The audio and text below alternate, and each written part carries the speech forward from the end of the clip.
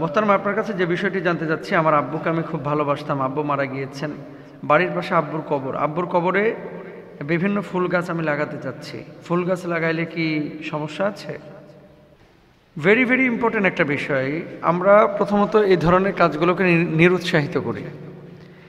এখন আপনি যদি শুধু চিহ্নায়নের জন্য বা চিহ্নিত করার জন্য ফুল গাছ লাগিয়ে রাখেন, আপনার এই গাছ লাগানোটা হারাম না।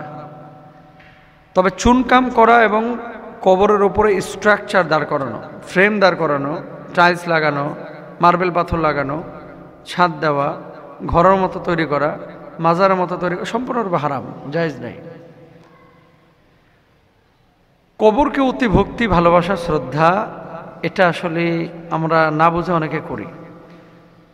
ওলাক্কাদ কাররামনা বানি আদম, আল্লাহ তাআলা বলেছেন যে বনি আদমকে আল্লাহ তাআলা সম্মানিত করে বানিয়েছেন। দাফন যাকে করা হয়েছে, কবর উপরে বসতে নবীজি নিষেধ করেছেন, কবর উপর দিয়ে হাঁটতে নিষেধ করেছেন, কবর উপর দিয়ে রাস্তা বানাতে নিষেধ করেছেন।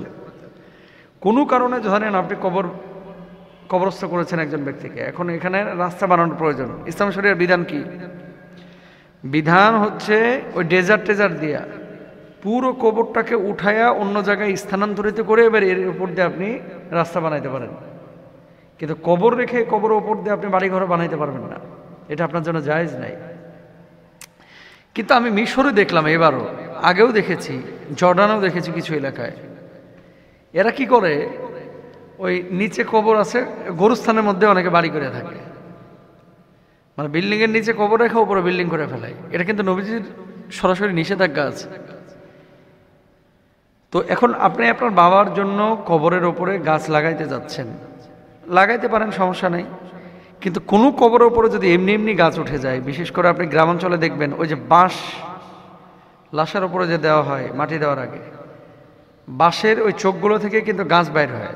পরবর্তীতে দেখবেন ম্যাক্সিমাম গোরস্থানে বাংলাদেশে গ্রামাঞ্চলে বাঁশ ঝাড় পাওয়া যায়। কেন? মূলত ওই যে ফাটা বাঁশ চাটার নিচে বিছিয়ে দিয়েছে, এখান থেকে গাছ বাইর হয়ে তারপরে এগুলো বাঁশ ঝাড়ে রূপান্তরিত হয়। এখন করণীয় কি বলেন তো? ধরেন এই গোরস্থানে কবর আছে ৩০০ কবরস্থান থেকে মনে করেন গাছ বাইর হয়েছে, বাঁশ ঝাড় বাইর হয়েছে। তা আপনি যদি সব বাঁশ ঝাড় রেখে দেন, পরবর্তীতে দাফনই করা যাবে না। কি করবেন? এই ঝাড়ের বাঁশ কেটে ফেলবেন। আর যদি স্পেস বেশি থাকে আপনি রাখতে পারেন। অনেকে এখন কি করে, আমি মাহফিলে গিয়ে দেখলাম পাবনা না সিরাজগঞ্জে, ওরে ভাই, গোরস্থান না বাসর ঘর বানাইছে আল্লাহ জানে। মানে পুরো গোরস্থানটা, মসজিদ এত সুন্দর না, গোরস্থানটাকে যতটা সুন্দর করে রাখছে। মাহফিলের পরে ওরা কালেকশন করলো, বস্তার বস্তা টাকা মানুষ দান করছে ভাই, বস্তা, ব্যাগ না। মানে এত টাকা কেন? গোরস্থানের জন্য। আমি কমিটিতে জিজ্ঞেস করলাম, ভাই এত টাকা আপনি গোরস্থানে কি করবেন?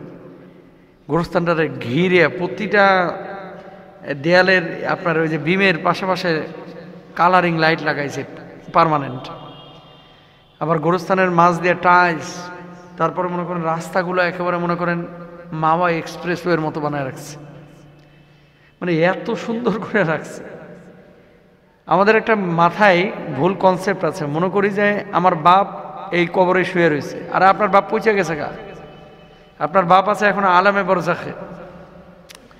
তা আপনি বাপের জন্য সৎ কাজ করবেন, দোয়া করবেন, বাপ এমনি খুশি হবে ইনশাল্লাহ। গাছ লাগাবেন যদি প্রয়োজন মনে করেন, চিহ্নায়নের জন্য লাগাইতে পারেন, তবে এটা শরীয়ত আপনাকে উৎসাহিত করে না। বাপ মার জন্য কি করবেন? দোয়া করবেন, নিজে নামাজ পড়বেন, সদাকা করবেন, সৎ কাজ করবেন, ভালো কাজ করবেন, ঠগাবেন না মানুষকে, বাপ মাকে ঠগাবেন না, বাপ মাকে অভিশাপ দেবেন না, বাপ মার আমানতের খেয়ানত করবেন না, বাপ মা কোনো ওয়াদা করে গেলে সেগুলো বাস্তবায়নের চেষ্টা করবেন। এগুলো আপনার দায়িত্ব। বাপ মা মরে যাওয়ার পরে কোনো খবর নাই, এগুলা প্রতি বছর একবার করে মিলাদ দেয়, আর প্রতি সপ্তাহে কবরে যায় একটু পানি টানি দেয়, এটারে মনে করে যে আব্বা খুব ভালো থাকবে কবরে।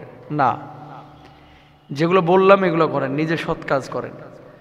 আর এমনি এমনি অনেকে ওই যে পিচ্ছি বলবান আম খেয়ে আঠি ফেলছে কবরস্থানে, আছে না, যে ফিক্কা মারছে, ওখান থেকে আম গাছ উঠছে, ওখান থেকে পেয়ারা গাছ উঠেছে। অনেক গোরস্থানে আমি দেখেছি পেয়ারা গাছ, অথবা পাখি বাদুড়ে এসে মলত্যাগ করেছে, ওখান থেকে গাছ বাইর হয়েছে।